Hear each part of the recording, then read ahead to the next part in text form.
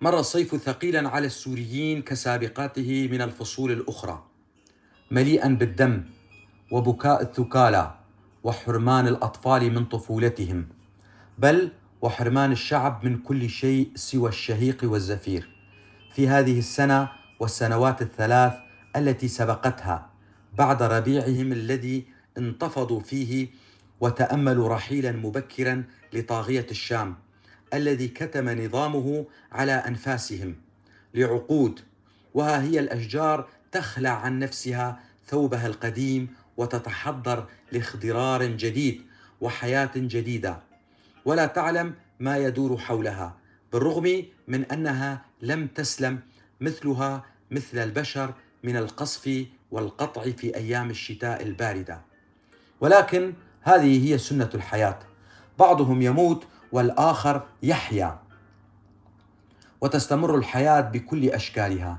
إلا أن هذا الخريف بدأ وانتهى حزينا وعنيفا على مدينة كوباني الكردية، تلك المدينة الآمنة الواقعة على الحدود التركية مباشرة، والتي تبعد 30 كيلو مترا شرقي نهر الفرات.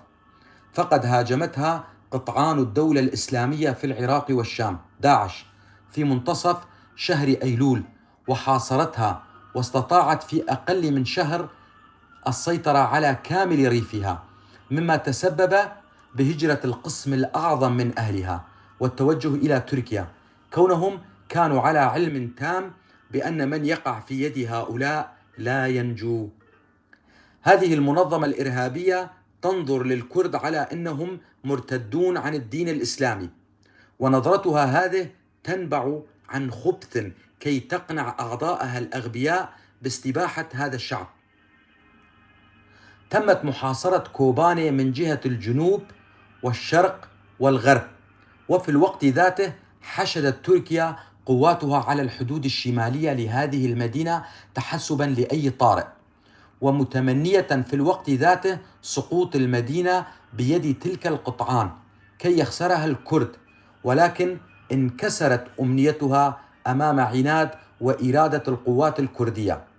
فبالرغم من أن داعش كانت تتفوق عليهم بالعدد والعتاد المتطور الذي يضم أسلحة ثقيلة غنمتها من القوات العراقية والسورية، إلا أن القوات المحاصرة في المدينة، وليست كل المدينة بل في جزء صغير منها، لم تستسلم، وبقيت تقاوم بأسلحتها الخفيفة وبإرادة لا تلين.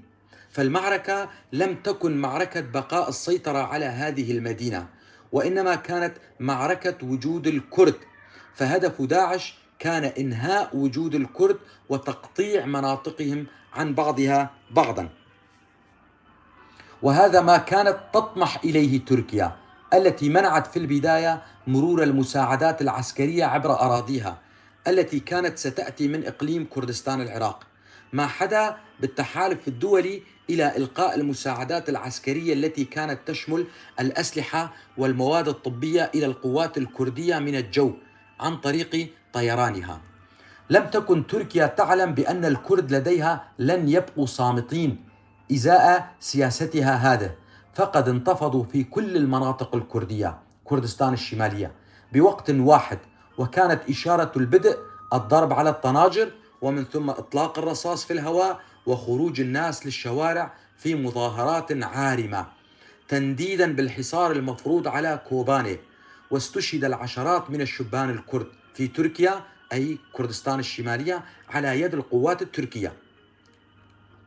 بدأت قوات التحالف الدولي بقصف تنظيم الدولة الإسلامية في العراق والشام داعش، إلا أن هذا التنظيم استمر في هجومه الوحشي بالرغم من القصف، ونتيجة ضغط الولايات المتحدة على تركيا بإلحاح من حكومة إقليم كردستان العراق، ونتيجة للضغط الشعبي الكردي في تركيا، وافقت هذه الأخيرة على دخول القوافل العسكرية من إقليم كردستان العراق، شريطة أن يكون عدد البيشمركة محدودا، ظنا منها بأن قوات حماية الشعب ستنكسر. وبدأ البيشمركة التوجه إلى كوباني مرورا بتركيا، وكان الكرد في كل المدن الحدودية في استقبالهم.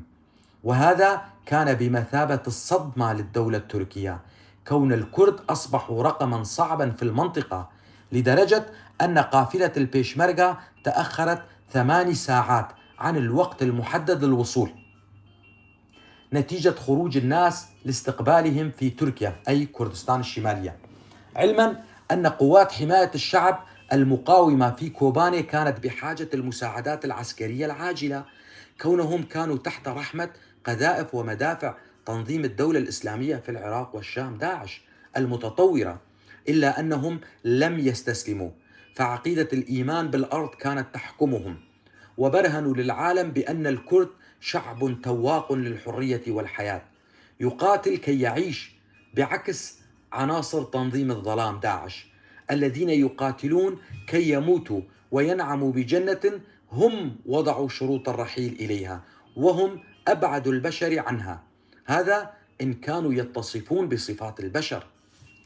وصلت قافلة البيشمركة إلى كوباني ليلا، وكان باستقبالهم إخوتهم في قوات حماية الشعب، وتحالفوا يدا بيد. حينها تنفس الشعب الكردي في الأجزاء الأربعة الصعداء، لأن الجميع يعلم أنه إذا اتحد الكرد فما من قوة على الأرض تستطيع أن تغلبهم. لذلك كانت ولا زالت الدول الغاصبة لكردستان تسخر كل إمكاناتها المادية والاستخباراتية للتفرقة بينهم، وقد نجحت إلى حد بعيد في ذلك، إلا في كوباني وشنغال اللتين قدمتا الكثير من الشبان الكرد في الأجزاء الأربعة قرابين لأجل الأرض والحرية، بعكس المناطق السورية الأخرى التي سقطت سريعا بيد تنظيم الدولة الإسلامية في العراق والشام داعش. بالرغم من المقاومة المتفرقة هنا وهناك، إلا أنه لم تكن لدى تلك المناطق التنظيم والإرادة مثل ما لدى الكرد. ما من كردي على وجه المعمورة إلا وكان متابعا لما يجري في مدينة الصمود، ومنهم شورش والأستاذ اللذان اتخذا من سطح إحدى البيوت القديمة جدا والمهجورة القريبة من بيت الأستاذ مجلسا وعيونهم على الوطن. لماذا لا تقصف طائرات التحالف التعزيزات القادمة لداعش من جرابلس وهي في الطريق، وإنما تقصفها عندما تصل إلى داخل كوباني يا أستاذ؟ أمريكا تدع الكل يتصارع ويتقاتل كي يتم إنهاك الكل، وتبقى هي المتحكم الأوحد على الأرض، والجميع يعلم بأنها تستطيع إنهاء داعش في فترة زمنية قصيرة، ولكن تم إيجاد داعش لأجل تنفيذ مشروع كبير وجديد في الشرق الأوسط المنكوب بزعمائه. هنالك تقسيم جديد للمنطقة، ولا بد من سبب قوي ومنطقي لهذا التقسيم، وداعش هو هذا السبب. صحيح بأن داعش نقمة ونكبة كبيرة وتتسبب في دمار وقتل رهيبين، إلا أن وجود هذا التنظيم والقضاء عليه عندما تنتهي مهمته ربما يكون السبب لإعادة الحقوق للكرد بعد قرن من هضم حقوقهم من قبل الدول المنتصرة في الحرب العالمية الأولى. وأنت تعلم بأن هذا التنظيم احتل مدنا أخرى في سوريا والعراق ولم تتحرك أمريكا، ولكن عندما هاجم هذا التنظيم الكرد بدأت طائراتها بالتحرك. إضافة لذلك تعلم أمريكا بأن الكرد هم القوة الوحيدة المنظمة ولا يوجد لديهم تطرف ديني، وأمريكا بحاجة لشريك غير متطرف، وبحاجة لإيصال إقليم كردستان العراق بالبحر الأبيض المتوسط عن طريق إقليم كردي في سوريا تكون هي صاحبة النفوذ فيه، ويكون مرور نفط إقليم كردستان العراق عن طريقه، وبذلك يمكن الاستغناء عن خط أنبوب جيهان المار من تركيا ذات التوجه الديني والساعية لإعادة أمجاد الخلافة العثمانية. هل المستقبل للكرد يا أستاذ؟ نعم، إذا اتحدوا وتركوا سياسة المحاور الإقليمية. ومتى تتحرر كوباني؟ العلم عند الله وأمريكا. لا يعلم الاثنان بأن كوباني ستتحرر بعد 4 أشهر من أول هجوم عليها. لقد وصل آراس إلى ألمانيا بسلام، ولكنه عانى الكثير حتى وصل. الحمد لله على سلامته، فعل خيرا، لأن الحياة هنا لا تطاق بالنسبة لأصحاب الشهادات، وخاصة إذا لم يكن التملق مبدأ لهم. في الحروب يغتني رخيص النفس ويتعب من تعز عليه نفسه، ولا شيء في الحياة يستحق أن تتنازل عن مبدئك لأجله، فالحياة طريق قصيرة، إن وصلت إلى نهايتها دون أن تترك لك بصمة فيه تكون قد رحلت وكأنك لم تولد. كم تريحني كلماتك يا أستاذ، لأنني أقول ما بقلبك. صدقت والله، لأجل ذلك ألجأ إليك كلما ضاقت بي الدنيا. أهلا وسهلا بك في أي وقت تريده. لك جزيل الشكر، وأستأذنك بالذهاب كما تريد. مع السلامة. مع السلامة.